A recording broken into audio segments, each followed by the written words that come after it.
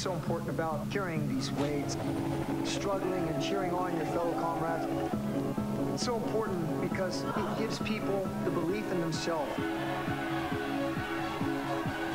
I am a warrior. I am strong. I am resilient.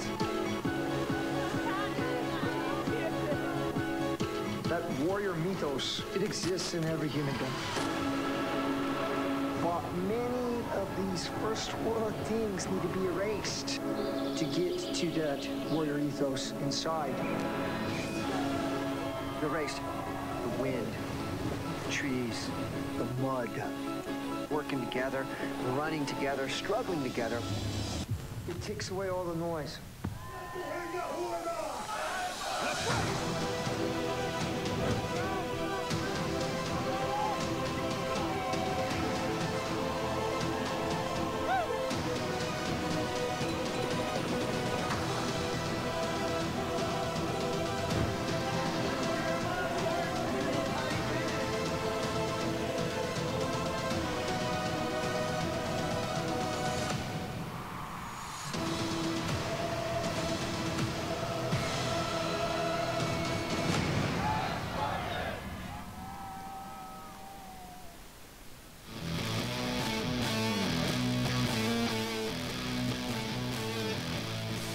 Has arrived, and with it a number of changes that are going to shake up the field and make this one of the most exciting years of Spartan that we have seen yet, including the introduction of a new and improved national series that spreads out not just within the United States, but 14 national regional series from around the globe, a new expanded pro roster of over 200 athletes from around the globe, and a new board of athletes, amongst other things that we are introducing here at Spartan, all for the improvement, the betterment of the sport, and the push towards Olympic consideration. I'm David Magida, and I'm joined by Spartan VP of Product, David Watson. David. It's great to be here, David. What a better place than to announce the pro roster this weekend, the start of the U.S. National Series. Yeah, the start of the U.S. National Series here from Jacksonville. Stop one here of the 5 races that we've got. Of course, this year we're going to be hitting a number of different venues, including Alabama, Big Bear, Utah, and, oh, I missed one, didn't I? Seattle. Seattle, of course. Finishing in Utah with the 5th and final race of the series, and of course, all 5 races counting this year. We can get into that later, but I am absolutely pumped and psyched for the U.S. National Series this year. And the U.S. National Series, of course, like I mentioned, one of 14 of these series going on globally. So this sport has taken a huge turn. When we first spoke National Series, we had the U.S. Championship Series the first year that we did it, and then it became the National Series as it started to expand. I'm not sure anyone imagined that it would reach the level that it's at now. Absolutely, and that was the whole setup. You know, 2018 was big, 2019 is even bigger.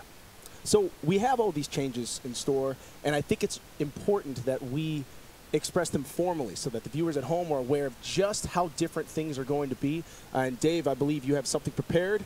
The world is waiting. They want to know, what changes should we see in store for Spartan as a sport? Thank you, David. On behalf of Spartan and our partners Rakuten, Kraft and Bose, it is my pleasure to formally announce the 2019 Spartan Pro roster. This year, more than 200 athletes from 30 countries have been selected to be on the official Spartan Pro roster and receive the honour of wearing the coveted Spartan Pro jersey. That's more than 7 times the number of athletes previously represented.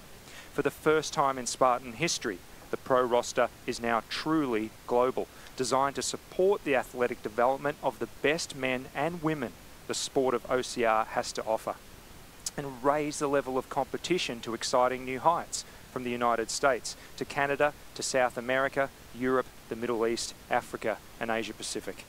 The calibre of athletes represented this year is unprecedented. 2018 Ultra World Champion Ryan Atkins has signed with Spartan for the first time, as has Ryan Woods, the 2018 US National Series champion, and Spain's 2018 champion Albert Soler. 2018 World Champion Lindsay Webster also makes her debut on the roster, along with rising star Rebecca Hammond and France's Myriam Guillot-Bosset, among other big names from around the world. Champions from previous years, such as the formidable Robert Killian, Ryan Kent, Rhea Colville and Nicole Miracle, will also return.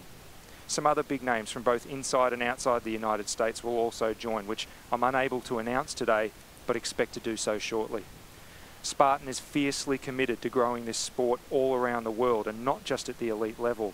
This year, Spartan Pros will be actively engaged in supporting a whole range of people taking part in Spartan events. Pros will be inspiring kids between the ages of 4 and 14 at kids races and training camps, with the intent that exposure to this sport ignites in them a lifelong passion for health and fitness. Via training and other engagements, pros will also motivate many people to try a race for the very first time and discover what makes Spartan so incredibly fun and rewarding. This year's 200 pro athletes will compete for more than $1 million in guaranteed prize money, with potentially double that in bonuses, in 14 national and regional series around the world, along with 5 regional championships, including North America, South America, Europe, Middle East and Africa, and Asia Pacific. There's major world championships, including the World Championship at North Lake Tahoe, the Trifecta World Championship in Greece, and the Ultra World Championship in Sweden. Mountain and Stadium series will also take place in the US and Europe. Pros will make eye-watering descents in the peaks of Italy, leap over walls in China, and brave the icy lakes of Tahoe. The best courses and the best races in OCR will be featured in 2019 with Spartan. Age groupers and open racers will also have the opportunity to experience the same electric atmosphere and challenges of these series and championships, earn their special finisher medals, and hopefully meet some of the pros along the way. More than ever, the world will be watching Spartan race broadcasts and media recaps of these races as the best athletes in OCR compete on the world stage, with a diverse audience from other elite racers to open category racers who want to see how the best get it done, to the fast-growing category of age groupers who share the pros' love of gritty competition and a burning desire to stand on the podium. And of course, there'll be many people new to the Spartan community watching as well. I want to extend my heartfelt gratitude to all Spartan Pro athletes. Your achievements to date and athletic ability is a source of great inspiration for so many people. Congratulations on achieving this milestone. 2018 is going to be an incredible year for you and for your friends and for your family. Thank you all to the coaches, agents, managers who have helped make this happen. And special thanks, of course, goes to our partners Rakuten, Kraft and Bose, with whom we share a vision for this sport. Finally, Spartan is a global movement, and to all Spartans around the world, this is just the beginning. Together we will shape and grow this sport, making it more rewarding every step of the way. Its relative youth is in our favour, giving us the opportunity to secure its place as a fun, exciting and rewarding lifelong pursuit for both spectators and racers all over the world. The 2019 Pro roster is a huge leap forward in our mission, and Spartan Pro athletes are truly at the tip of the spear. Good luck to everyone this season. Thank you, and AROO. Dave. Thank you so much, David. And obviously at home, there's a lot to unpack there, and I know it's exciting for everyone, and there's going to be a lot of questions. So for those of you who are at home, please remember to write in your questions here so we can respond to them tomorrow on the live broadcast for the first race of the U.S. Championship Series. But first, a message from Joe DeSena. Spartans, great news. Spartan Elite Team is here live from Jacksonville. We have grown over 700%. Over 200 athletes are signed this year. It's come a long way since the early days. And Hobie called the legends. Why are we doing this? We're on our way to the Olympics. Breakdancing was announced yesterday, Paris 2024. If breakdancing get in, Spartan can get in. So if you're not elite yet, go hard. We want you to get one of those awesome Spartan Elite jerseys that only special people get. Only these 200 are going to get. So make it to the podium, get a jersey. Look forward to seeing you. Let's see what happens here in Jacksonville. Awesome. Well, always a pleasure to hear from Joe DeSena, the founder, the face of Spartan Race, and I mean, you work with him every day. I do. It's tough, but he has built an incredible brand, and now it's really. I said this to you off air. It's more than a brand now. This is a sport. It's a global sport, and that's why we're here today to celebrate the pros. And so when we talk about all of the different items that we have here, let's begin at the top. Series, okay? I've mentioned this now numerous times. 14 series across regions, across the world, and the goal, of course, is what? Well, the goal is a few things. The goal is to increase the competition, the level of competition. You know, you've got to give the best athletes in a sport an ability to compete against each other at the highest level. That's what these series do. These series also elevate races from the regular season races, and with increased prize money, increased things on the line. And then, of course, there's a spectator element. You know, we're here this weekend for the US National Series. That's why we're live. That's why people are watching this. That's why we're going to be live tomorrow, because it's a great sport to watch. And so moving forward, we also have 200 athletes now signed from 30 different countries. Obviously the same goal in store, increased competition. But with this in mind, it does really change the game in terms of participation levels and how engaged we're going to find ourselves for the entire series moving forward. Yeah, I mean, it's a big step, right? It took a lot of hard work, and you know, and massive thanks to everybody involved, from people on my team and inside and outside of Spartan. To get more than 200 people signed with contracts is tough, especially when it's 7 times the amount that Spartan has ever signed before. But you know, the goal of it is pretty simple, Dave. The goal is to give athletes a chance to be recognised, to give them support, to compete, and hopefully through that, it elevates every aspect of the sport. It elevates media attention, it elevates sponsorship, and it elevates, you know, great things for people to watch. And it's amazing. I come from the time when I was one of the first 10 athletes on the original pro team, first 10 men and 10 women, and now we're talking about 200. So that's unbelievable. Moving forward, we have 5 races coming up over the U.S. National Series. We mentioned them: Jacksonville, Alabama, Seattle, Big Bear, and Utah. And then, of course, that and the North American Championship race in West Virginia. This changes this year in terms of how we qualify for World Championships. Yeah, so the system's a little different this year, and you know, this is something we can dive into in great detail during the race tomorrow. But you know, the qualification system is different. It's all based on the final leaderboard, so every race counts, and this is true all around the world, right? 14 national and regional series. So what's happening in the US right now is also happening in Canada, Mexico, France, Spain, China, Singapore, Malaysia, right, the Middle East. And you know, this is what sort of makes up these 14 national and regional series, and they all sort of pinnacle up to 5 big championships: the European, the North American, as you mentioned, and so on. And then that's the road to Tahoe. The biggest changes, of course, being there is no dropping races anymore. It used to be every 4 out of 5. Yeah, I know you're not a fan of it, but you know, I'll try and convince you over the next 24 hours. And you know, the points distribution system is different, and all the pros here today are sort of having to change the way they attack the season because of it. But the reason is pretty simple.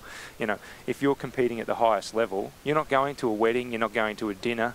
There's no excuse. You're racing, and that's what's happening this year. There's going to be a lot of people at home, trouble with people at home over that one. But we do have a ton of athletes here for interviews today that you're going to get to see, to get to hear from, including Ryan Atkins, Lindsey Webster, a few other of your top athletes.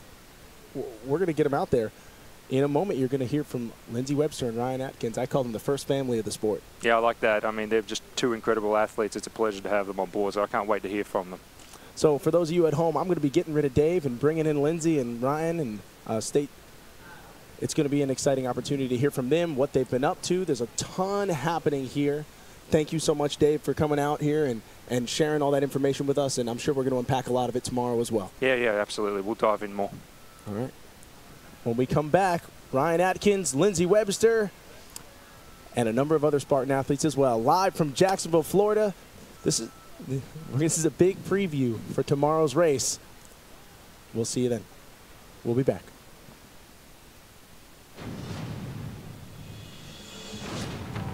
Crossing that finish line and knowing that I won the series took a little bit to sink in.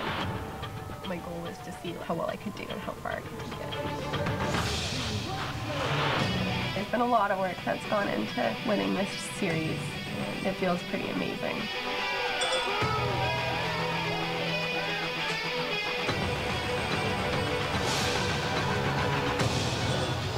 I don't know if I'm the best in the sport yet. We'll see at World Championships.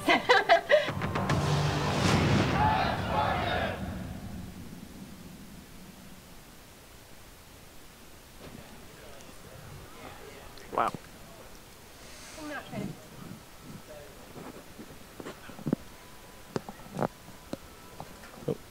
I only got 1 year. Here we are, guys. We are live with Ryan Atkins and Lindsay Webster. We had a little bit of communication staff food there. That was my bad. And, of course, you two, defending world champion, defending ultra world champion. For those at home who don't know, Ryan, also you have, what, 4 world runner-up finishes? Yeah, I think so. 4? Yeah, he's lost count. He's got so many. Yeah.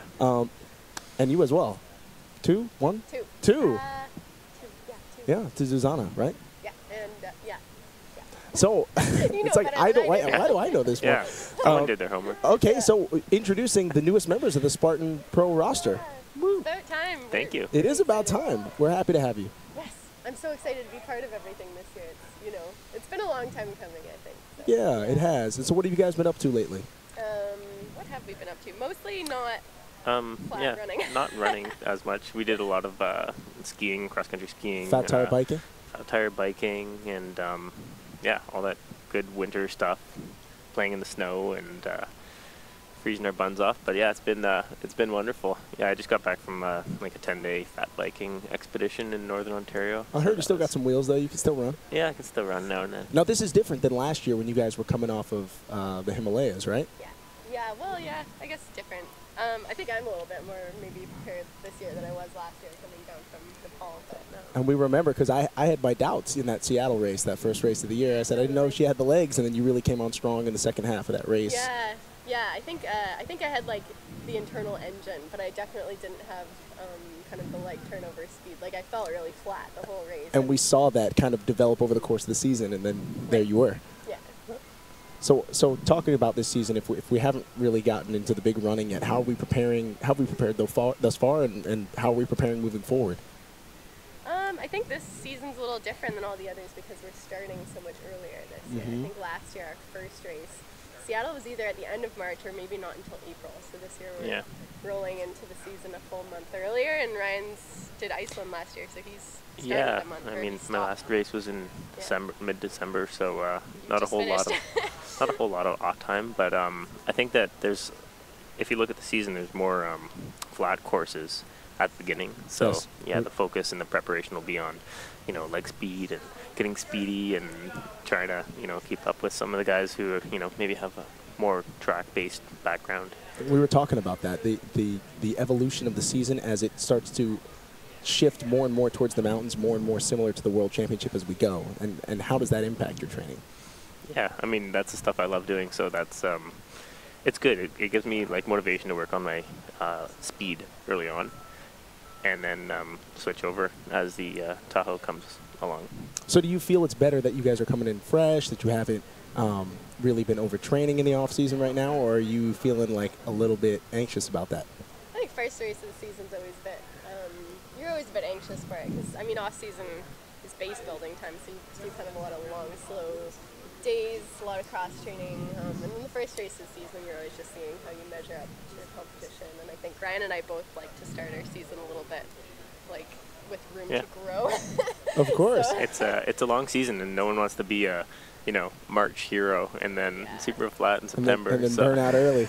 No, and so I know we have a lot of couples at home that race Spartan race, and you guys are like the couple that everyone emulates and envies and everything. What do you feel about how you guys train together and race together and live together, and like how does that impact your lives together? Yeah, I mean, it's awesome. Like, definitely we see a lot of each other. Most couples sort of, separate even at least for the workday and see each other at night, but we're literally together all the time. But I think we make it work really well. Yeah, I think it's really useful as a couple because, not only can we train together and travel together, but we can kind of be each other's sounding boards and come up with, training ideas or approaches or even just mental approaches to how we're going to race or how we're going to train or how we're going to prepare for, our seasons. Mm-hmm. So, yeah, tell us a bit more about the preparations. We know about the fat tire biking, but what else? What else has been going on the last few months? I'm assuming a lot of rest after Iceland, and then? Yeah, I mean, after Iceland, I think I did maybe 10 days off, and then I started riding my bike a bunch, and then just a ton of skiing. I think I did around close to 100,000 feet of vertical gain in the month of cross-country skiing. In the month of January, backcountry and cross-country skiing, and then it's easy to put in lots of big hours when you're just having a ton of fun. So that's the focus, and it's on building general fitness that we can then kind of shape and mold into performance as we approach the rest of the year. Are you doing the same? Are you joining him on the skis? Yeah, definitely. Next weekend we're doing actually our first ski mow race, so like ski mountaineering. It's going to be about 6 hours long of just like going up and over mountains. Wow. So, yeah, so it's definitely a good way to build space in the off season without, you know, too much impact on the body and your joints. An incredible race. And so, okay, thoughts for tomorrow? Let's hear them. Thoughts for tomorrow? Are you going to pick the podium for us or what? I'll do the women. Yeah, okay, this is great. So Lindsay, you can choose the men's podium. Okay. All right, Ryan, I want you to pick the women's podium. So I mean, I have to say Lindsay first. Of course, right? You know we're going to put each other first. This is totally biased. But then I think second will be Rebecca Hammond. And I think third will be Nell Rojas. I don't know. That's I'm it. going to put She's a dark Nicole horse. up there too. Yeah. Nicole's ready this year. This is a speed course. This is going to be an interesting one for the women's race. Yeah. Yeah, there's a lot of people who are coming in. Those are my this year. calls. Okay, give me a quick at least top 3. Feel free to go top 5. I'm going to go, obviously, Ryan. The other Ryan, Woodsy. Woodsy in 2? I don't know. Who are you thinking? Who's also good at flats? Oh, you gotta figure this one out on your own. Come on. This is on you. Yeah. There's a lot of pressure. Now, I was going to say VJ, but he's not coming. Right. I was going to say he's not going to be here. Is Mark Batris going to be He here? is here? Yeah, I'm going to go Mark Batris. Okay. So you've got Ryan, and Mark. Okay. So it's a really good pick at home. I can't disagree with any of these. Thank you guys so much for coming on. Congratulations and welcome to the Spartan Pro team. Thank you. Pro roster, excuse me. And, right after this, we're going to be back with more, including and not limited to a few of the other pros. I see Rhea Coble and Nicole Miracle waiting, and Ryan Woods. We'll see you soon. Stay tuned.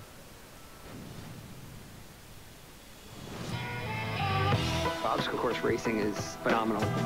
It interests the most athletic people on the planet, all the way down to those who are just getting off the couch for the first time and they're going to try to get fit. There's no barriers to entry. There's no $10,000 bike you need. You throw on a pair of shoes, you're gone and you're doing it. It's an exceptionally fun thing to take part in. I mean, you get to run, jump, crawl through the mud, all these things that kids get to do every day for fun, and us adults don't really get to do that much anymore. To be outside and to forget whatever it was I was worried about, and then also be surrounded by friends experiencing that. It's a wonderful experience. No two courses are alike. There's always a new physical challenge. There's always a new mental challenge. Every race is exciting. Every single time there's a new competitor, someone that I'm wondering how they're going to be, how I'm going to compete against them, what they've been doing lately to prepare better. The obstacles are always changing. The course is always changing. There's always something that says, I have no idea what I'm up against.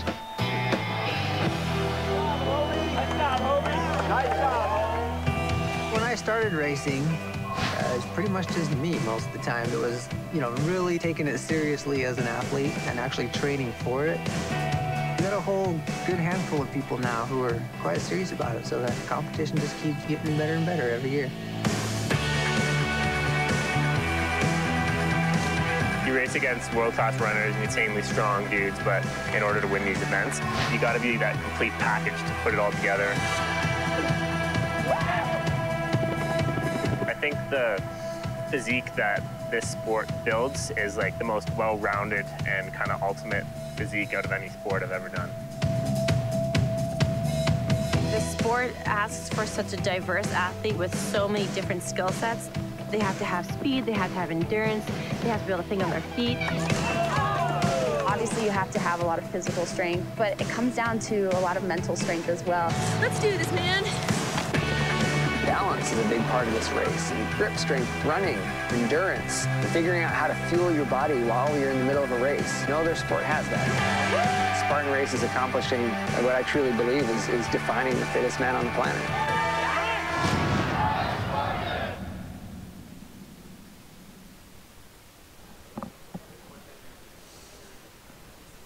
Welcome back, everybody, to Jacksonville, the home of the first stop in the U.S. National Series. I've got with me two of my favorites, Rhea Coble and Ryan Woods, two new members of the Spartan Pro roster. And Ryan, I've got to start with you because I think a lot of us at home were wondering, when were you going to join this squad? I was just waiting for my invite, and David came along and he offered me a spot on the team, and I gladly accepted. It's awesome to be a part of the pro team. No, I think they're very excited to have you here. You are the defending U.S. National Series champion. Yeah. Yeah, it's a nice title to have. It is a nice title, and I'm hoping to make it back-to-back. Back-to-back, and then, of course, Worlds. Yeah, North American champion and world champion. We're going to go for it all this year. Well, but it starts tomorrow. You know, tomorrow is the first race of the series, and I'm excited to get started. Andrea, you're a fan favorite at home. Hello. Tell us a bit about the season this year, what you're anticipating, and of course, how things ended last year, changes that you're making. Well, I guess my one goal this year is to just stay healthy throughout the year. That's priority number one. The season is really long, but I do like that it starts soon. Just because I feel like I'm in a really good shape early in the year, and then, you know, just we'll see what happens. I also like that it starts in Florida because I'm pretty excited to run in like shorts and a sports bra again. Of course, get a little bit of sun. Where are you guys living right now? Tell the folks at home. I live in Boulder, Colorado, and yesterday I ran in 17-degree weather. It's 71 plus. So. Oh, it's wonderful. Yeah, I'm in Boone, North Carolina, up in the mountains. It's cold there, but I'm so committed to Spartan. I actually took this last week and a half and went to Hawaii to prepare for the heat and humidity. So and that was a really dedicated move. You really took a yeah, I sacrificed a lot for that. So I hope it pays off for me. Okay, so let's talk about like your biggest achievement from last year and how you look at like last year's season and how it went, and describe like basically your thoughts on the year. Well, you know, winning the series, you know, it's good to get off to a good start. Both Ray and I won the first race last year. So you get a head start on the series, and then it's just a matter of being consistent. And I was probably the most consistent guy throughout the year in the U.S. Series. I finished no lower than 5th, and that was a race that I was actually running really well in. I just kind of panicked on the tire. So if you get a win early and you're consistent throughout, really puts you in place to win the series. Maria? I think last year I started really strong. Yes. I finished pretty strong, but in between I had a little bit of a couple of low months. So. Well, you ran through a few injuries as well. Yeah, there was one big one. I was off my foot for about 2 months, which was quite a bit. And so I guess this year I'm hoping to start strong, like I started last year, but then stay strong throughout the season. It's a good plan. Okay. Start strong, stay off-training strong. season, or off-season training, excuse me. When we look at like what you've been doing this year, any changes, anything exciting? I started, I'm turning 40 in March, and so I was kind of looking at doing some of these master national championship races. So I wanted to do a lot of speed work, 5K, 8K sort of specific stuff in the off season to get fast for the beginning of the year. Then the Spartan schedule came out, and it was Jacksonville, Alabama, Seattle. So having 3 flat races really tied in well with the speed work I've been doing, because I've been continuing the strength work, the high-intensity interval training workouts, and the heavy lifting workouts, and the climbing. So I think for me, what I wanted to do early in the year matched up really well with Spartan. And then about summer, I think I'm going to shift more into mountain stuff as we get to Big Bear and Utah and the rest of the races. So it's nice how the season's broken up this year. And how fast exactly do you think you are right now? Folks at home want to know. I hit 25:30 for an 8K with a 1:5:18, 5:20 mile for the 4th, so it was kind of an ugly mile. I fell asleep. I think I ran 15:30 to open for 5K. Those are only 2 road races I did, so I think I might be in sub 15 5K shape though, because that was a hilly course and it was the first race. So I think I could easily get out there and maybe hit the 1450s. I think. That might be bold, but I'll say it. So tell us about the training, Rhea, because I think everyone wants to know as well. I just ran a lot of mountains. I'm not surprised. I slowed down this winter quite a bit. I ran slower, ran longer time-wise, and I did a lot of my speed work on hills, so I just completely moved away from flat, and it actually translated surprisingly well into my flat speed. When I finally did a flat run, I was just as fast as what I was last year, but I think I didn't beat up my body as much this off-season. And I started skiing actually, but not with lifts, actually skinning up a mountain and then skiing down, and I think that was like really amazing cross training because you're up at 12,000 feet in elevation gain and you're power hiking up a hill with skis attached to your legs for, you know, an hour and a half, and I think that's going to translate really well into the muddy courses where you have to drag your feet out of the mud.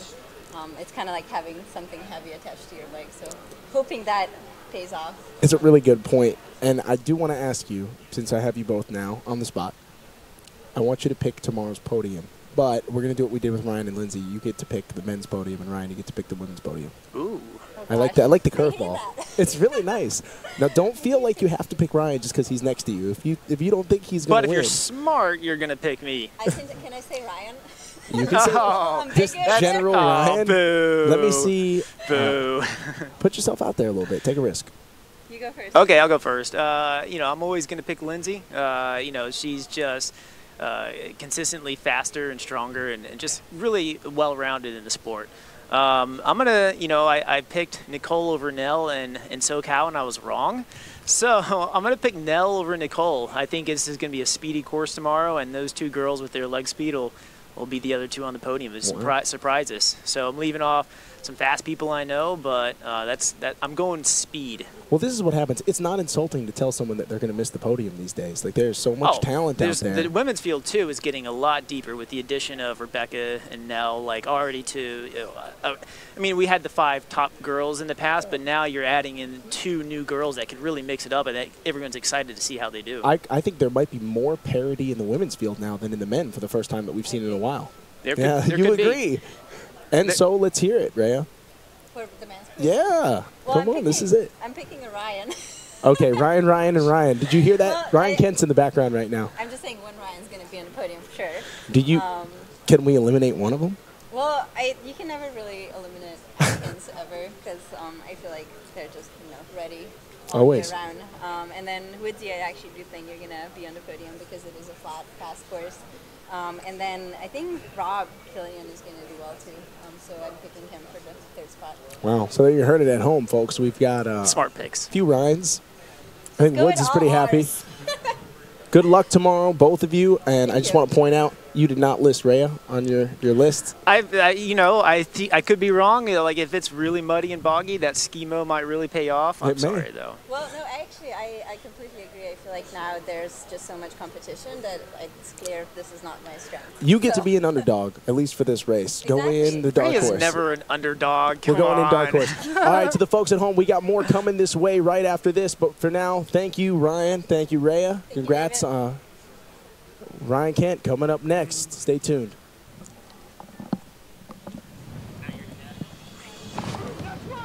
Unlike most competitive racing, a Spartan race tests its athletes across multiple disciplines, terrain, and dozens of demanding obstacles. Being a relatively young sport, the jury is still out on exactly how to train for such a varied and unpredictable set of challenges that make up a Spartan race. When you train for your sport, pick the top 5 things that are the most important, and those are the things that you focus on in your training. So for me, it was like being able to climb hills, like being able to run technical terrain, grip strength. And that's the thing about this sport is there's way more than one thing that you always have to be focusing on. We're all training for Spartan racing, but I feel like, I don't know, I'm more training for Palmerton-like races, whereas Faye's probably more training for flatter races because that's where the top speed comes in. Yeah. Alisa's probably training for the downhills. That's all I do, just downhills. It's easy to be like, okay, like she's winning, I have to do exactly what she's doing. But you have to remember, like, we're all individuals. We all do our own training. We all have our own strengths and weaknesses and things we need to work on. But it's finding, like, what's going to work for you specifically, that's going to get you up there.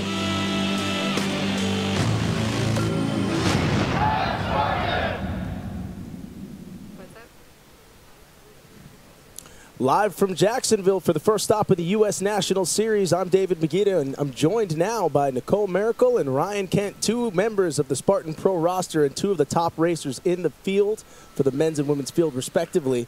Thanks for joining me. It's good to be here. I'm excited. So I know historically, Nicole, you're pretty good on all terrains, but you're very good on flat terrain. Are you excited for tomorrow? I'm really excited about tomorrow. Yeah, I feel like I kind of missed out last year. I missed the first 2 races last year, which were flat, San Jose and Seattle. So this is kind of my redemption, hopefully. Okay, are you looking at this like this is my shot to win right out of the gates, take the lead, take it, because you're a take it out fast kind of girl.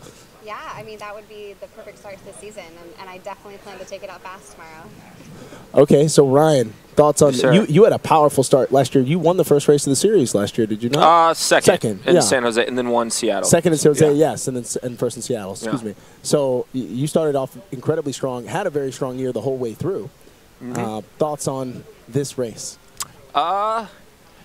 It's just different. You know, I think we're all used to mountainous type courses. You know, if this was 2014, 2015, when I had the wheels, I'd be licking my chops right now. But I focused so much these last couple years getting those climbing legs for the mountains. But that being said, I put in the right training. I got a couple months of just real good speed work, so we'll see what happens tomorrow. So tell us a bit about the training that you guys have been putting in since the end of the season last year. What have you been focused on? Well, my season last year ended like mid-December, and then I raced SoCal, which was into January. So I didn't really have that much of an off season. I kind of just went straight into just easy running, and I definitely put in a little bit more lifting training over the last couple months. We have a good squad down in Boulder, so I've been kind of working on that a little bit more too. But yeah, I don't really feel like I had much of a break. So you're living in Boulder as well. Are you training with Ray? Oh yeah. So Ryan's All of you guys. Well, no, he's not in Boulder area, kind of. You guys get together and do some training workouts? We will. We haven't yet, but yeah, but there's a big group there. Yeah, I've heard. Who else is down there with you guys? So right now, Hunter and Matt Kempson are there. Johnny Luna Lima just moved there. So the clown car. Right. Yeah. Pretty much. Cole is going to be moving there in the next like week, and then Rhea, obviously, Rose is there, and then my friend Nell. Oh, sorry. And then and then Nell Rojas is there as well. Wow. Yeah, and she's really burst onto the scene powerfully in like almost a Rebecca Hammond kind of way, like everyone's like, wow. Yeah, I'm definitely. I think I would put her in definitely in the top tomorrow. Top 5, 3, 1. Yeah, top 3, top 5. Wow. I mean, it's saying a lot. The way we're talking about the women's field is so deep now, and the men's as well. Ryan, thoughts on how things are going to go tomorrow? Who are you worried about? Who do you think you got? Man, it's tough. I mean, there's so many good guys. So many. I would say this course is obviously leaning towards somebody like a Ryan Woods, but look, man, this is Spartan racing though, and anything can happen out there. Nothing is ever a sure thing. I will predict. I think tomorrow's going to be the day that we get 3 Ryans on the podium. So, yeah, watch out for. There's 4 of them out there, and I think we're going to get 3 in the top 3 tomorrow. I have to agree that I think Ryan Kempson is being really overlooked on a course that really fits his skill set of just pure speed, and so I like that you're hinting at that maybe he's in the mix there. Absolutely, man. He's proven that he's he deserves to be mentioned when at least some of these flatter courses. And at least with the Ryans. Yeah. And as far as the ladies, I'm gonna say, I think it's gonna be Nicole or Faye. Give me a third. Lindsay. Okay, I mean, yeah. That's a good bet. She's a gamer. That your friend is phenomenal. I don't know her name. She's speedy. Nell Rojas. She could be up there, but I would never not put Lindsay Webster on a podium. So what has fascinated me about some of these up and comers is that they have not. Let's use the term. Not smart enough to be afraid of anybody. Do you know what I mean? They're coming in and they're not afraid to just go at the best in the sport. And we're seeing that from new athletes, and I think we're going to continue to see that year after year now that it's become such a global expansion, and everybody's bringing in their friends who they train with. So I know. I don't know what I was thinking. So let's tell us a bit, Nicole, about what your thoughts are for the men's field tomorrow. Men's field? Yeah. Well, we all know each other well, right? Oh, totally, yeah. I mean, I would put money on Ryan Woods. I think a lot of people are saying that he's going to come out on top tomorrow. I know that he's been he's fit, and I mean there's not really anyone with his speed in the men's field. But with such a fast course, something like the spear or even like a new obstacle can throw anybody off. Mm-hmm. And Woods has not been the most consistent obstacle. He was much better last year on that. But yes, I agree with you. And it's going to be very obstacle front loaded in the first 2 miles of this course. How do you think that plays into the race? Interesting. Okay. That definitely, I think that'll be good. Yeah, it'll be good to like keep everything a little bit tighter for a little bit. Nice and tight. So I think we're going to have a really exciting race that we have coming up tomorrow. And to give us a race preview is going to be Steve Hammond, who's joining us right now.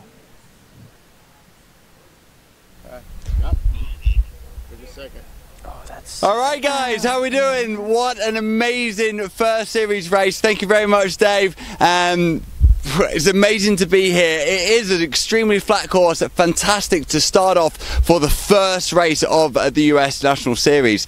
Now, here in Florida, you're going to expect lots of rain. Yes, we have lots of water out on the course, but not for the first 2 or 3 miles. What's great about this course, well, I'm really excited, we've got 14 obstacles for the first 2 miles of the course. It's going to be super intense. It's going to be a lot of jostling going on. I can't wait for that action to sort of unfold itself tomorrow.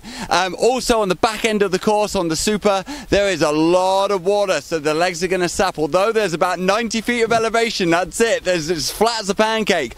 But I'll be really interested in who comes out on top at this race. Might be a Ryan Woodsy, maybe Robert Killian, Atkins for the men, and we'll see how Lindsay Webster's winter training has gone for her. She's feeling very confident. We will see. Back to you guys. Thank you very much. Much Steve Hammond. Always good to hear from Steve. Always love the insightful comments and feedback that he gives, and of course he's everybody's favorite sideline reporter. Right here, I want to say thank you to Nicole Merkel and to Ryan Kent for joining. Got it. Clear. Congrats on just everything you guys have put together over the last couple of years, and I know you're looking to build on that this year. Okay. And when we come back, we're going to hear from the man himself, Robert Killian. So stay tuned. Thanks, guys. Thanks.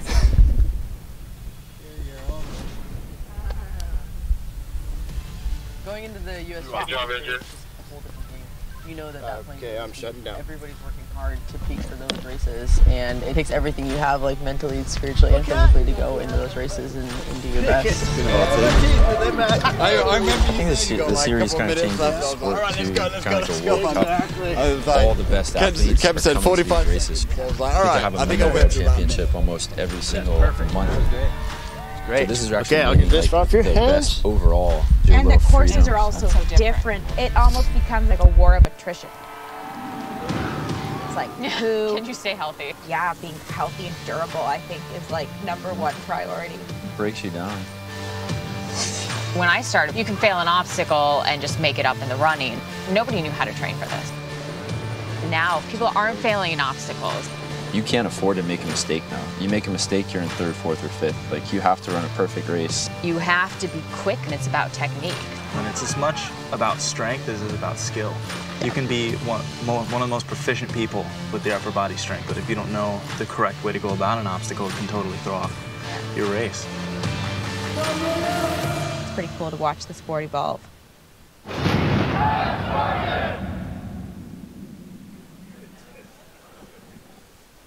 And live from Jacksonville, I'm David Magida, joined now by a fan favorite at home, Robert Killian. 2016 world champ? 2015. 2015 and 2018 North American World Champion. Oh, there he is. Or, sorry, North American champion. Yes. We've done so many of these now, they're starting to all kind of blur together. And you've actually never missed the podium at a world championship event. No, I set the record last year, 4 in a row. 4? So it's amazing. Yeah. So we're coming into this year, and somehow nobody's talking about you as like the guy who's going to take this thing. I know. I like being the dark horse, but I think it's because I had a bit of an injury toward the end of the last season. You know, I did a bunch of races. First time I've ever been injured, but I learned a lot from it. I think that's one of the things that, you know, you have to do with anything like that is have a positive takeaway. So I learned that I need to work on mobility a little bit more, some glute strength, and not just run mountains every single day. It's nice to see that even the experts in this sport are constantly learning. Programming is evolving for you. So take us through your off season. We didn't have much of one. I mean, it's been only about 6 or 7 weeks since I was in Japan right after Iceland. So it's been kind of like fast and furious. Just been doing some strength training. I've been down in Georgia training some guys for the Best Ranger competition. So I've been surprisingly, you know, acclimating to the heat, which I think is going to be a big factor tomorrow. A lot of guys been running the mountains, been up north. It's been really cold, and they're coming down this 85 degrees, 100% humidity. You know, my off season's kind of been 3 weeks just in Georgia. Right, and so looking forward to the season. It's starting with a lot of flat courses, and then we're going to work into the mountains. Is this how you were hoping the season would go?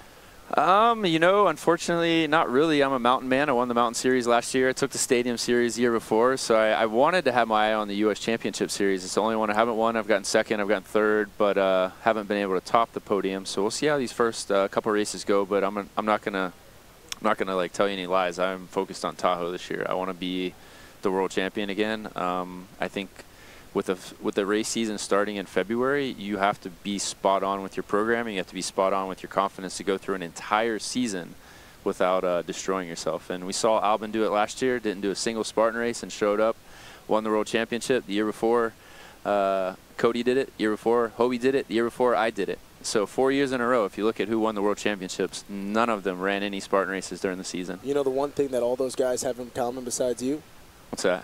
2 world championships. 2 worlds, that's right.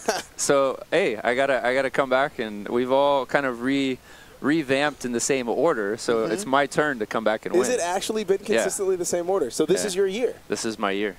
Okay. So moving forward, who do you think is your biggest threat to keep you off that podium? I mean, for Tahoe, it's anybody's game, but we've seen the consistency over the last couple years. The top 5 really haven't changed. It's been the top 5 guys. We've just been in different orders. So, you know, Albin, I've just been shuffling the order, you know, between Albin, myself, Atkins. You got Woods up there, and Cody Moat. So it could be anybody's game. But, you know, we had last year, Ryan Kent had his best performance. So there's a couple other guys. Forrest was leading the race for, you know, a good portion of it, or out there, you know, within the top 3. And then, you know, it could be anybody. I don't know. Okay, so what about tomorrow? Tomorrow, so yeah, this is a flat course. Mark Batteries, if he's here, Ryan Woods. You know, Kent had a little bit of an off race a few weeks ago, but, you know, you never know. He was out west racing in California. This is, you know, a little bit more. He's been living up in Charleston, a lot of humidity, a lot of flat ground, so he might be a little bit more acclimated to this type of course. But that's the thing about OCR. You know, you have to know your opponents, and you have to know exactly on that course who's going to be your most steep competition. I have enough experience to know. I think, you know, Ryan Woods is going to be fast. I mean, you can't ever count out Atkins. He might not go out as fast, but I think there's going to be some surprises, some new guys. I'm coaching this guy York. I'm telling you. He's going to come out and do well. I need the intel on the young guys, the new guys that I don't know about. Well, do your homework. He won the South Florida a couple weeks ago, and he just enlisted in the National Guard. Did Broken Skull with me. He's a fit athlete. He's going to do well. He transitioned from triathlon, beat out Ryan Kent, beat out Isaiah Vidal. So yeah, he's was Kempson there as well? Beat out Kempson, I think. Because Kempson won that race. Kempson beat me there last year. Yeah. So. Yep. All right, this is a big one. I think for the folks at home, I think the big thing is going to be new names. Yeah. You think you still got them, though? I do. I don't know. I mean, I was in Palmerton. I was that guy. You know, I was out there running in the triathlon suit, and they're, you know, flagging me down like, hey, man, what is your name? Who are you? Like, you're just this dude running. I'm like, my name's Killian, Robert Killian.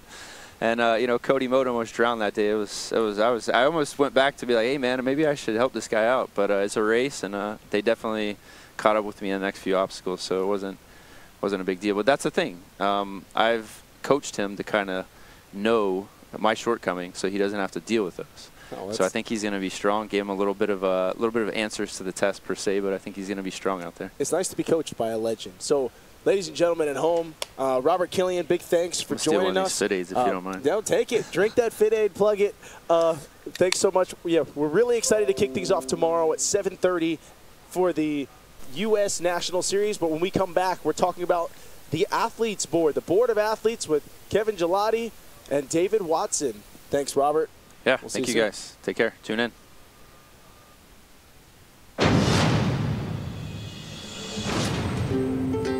Legacy means leaving a footprint so that someone else can look at it and say, you know what, that person did something amazing. It's unforgettable. It just carries meaning and carries weight and emotion.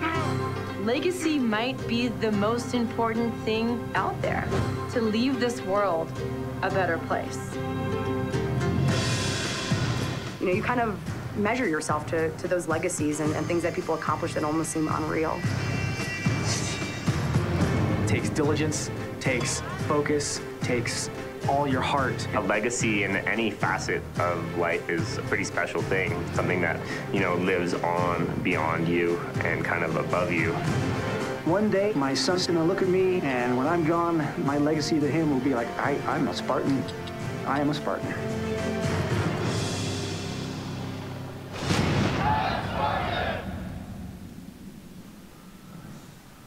Well, welcome back those who are joining us. We're live in Jacksonville. I'm David Magida, joined now once again by Spartan VP of Product David Watson and Kevin Gelati. We're going to be discussing a new development in the sport, which is the Board of Athletes. Yeah.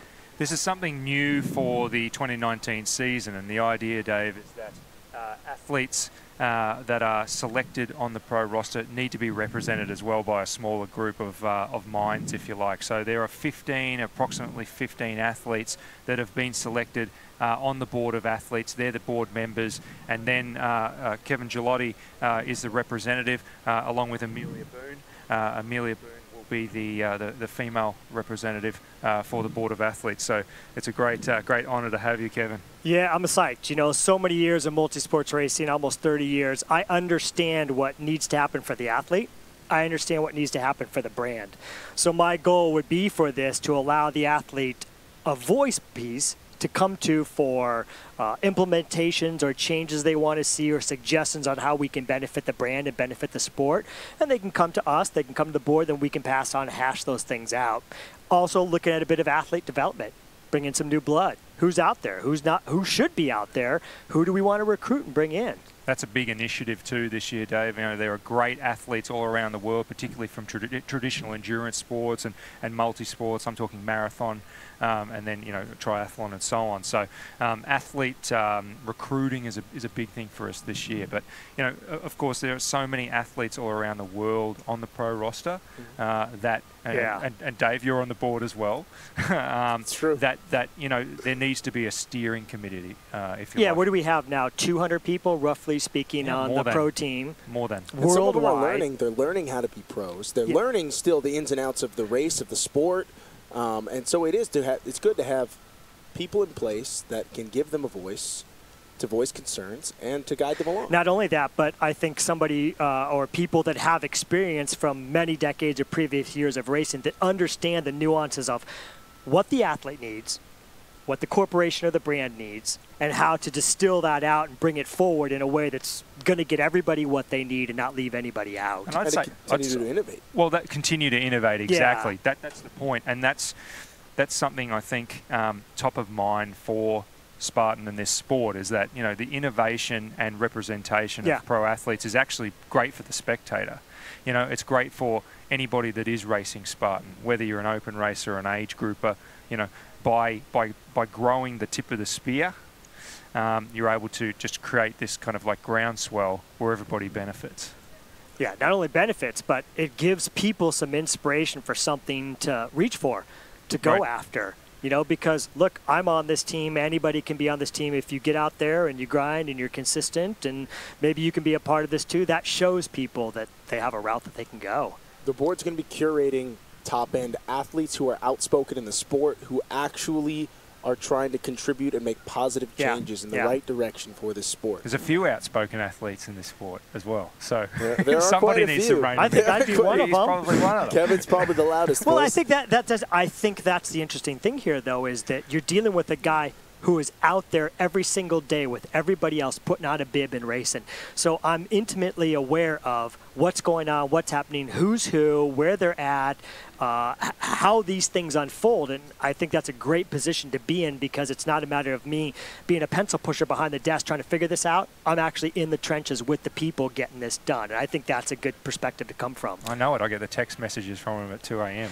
Man, I'm trying to listen, I'm trying to improve the sport. So no matter what people may or may not think about me, my goal always at the end of the day is to improve this sport and leave a mark on it of positivity. And if that means sometimes we have to lean in favor of the athlete and put the screws on the brand and the corporation, then that's the way it should be. We can balance all that out. It's an exciting development. I know that the athletes are incredibly you know, they're looking forward to this, an opportunity to make their voices heard, to have positive implementation of change. And if you are interested in that board, you can reach out to Dave Watson. Maybe he'll add you to that board. Don't email him. I'm joking. I'm joking. Well, the cool thing is also is like some people are going to be afraid within our pro community to talk to a corporation, and I'm not afraid. So it'll be cool to be able to have those people be able to have a voice and step forward and say, hey, man, have you ever thought about this? What about this? How about this? Kevin Gelati, you are the voice of a people and possibly of a generation. And I know everybody at home is incredibly excited about the new board. Obviously, the launch of the U.S. National Series, which is tomorrow, and the kickoff of all of the series from across the globe.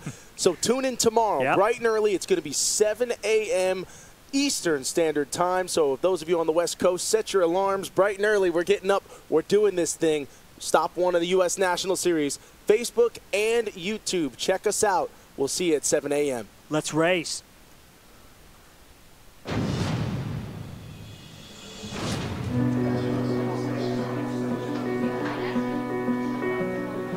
2 or 3 years ago when we started out with Spartan races, nobody really knew what was going to happen with it. We are the fastest growing sport in the world. I could see this being a sport as big as football, basketball, soccer, hockey. I think it could be an Olympic sport. It's really difficult, and that's what pulls us in, like this challenge. Physical strength and physical prowess will only take you so far. Where you can succeed in this sport is your ability to adapt on the fly when something goes wrong. You could crumble at that point, you can give in, or you can say, I'm going to get back in this.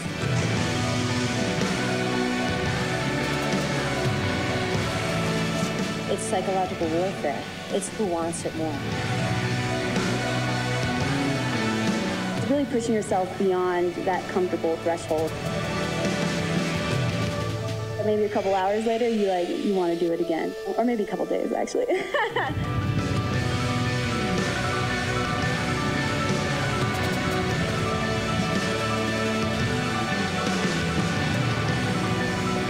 We're all going to go through a journey together and battle each other and grind and sweat and bleed. We're just 1% of it. And that's the 99% of people that are out there grinding it through to just finish the damn thing. Phenomenal what this sport has done.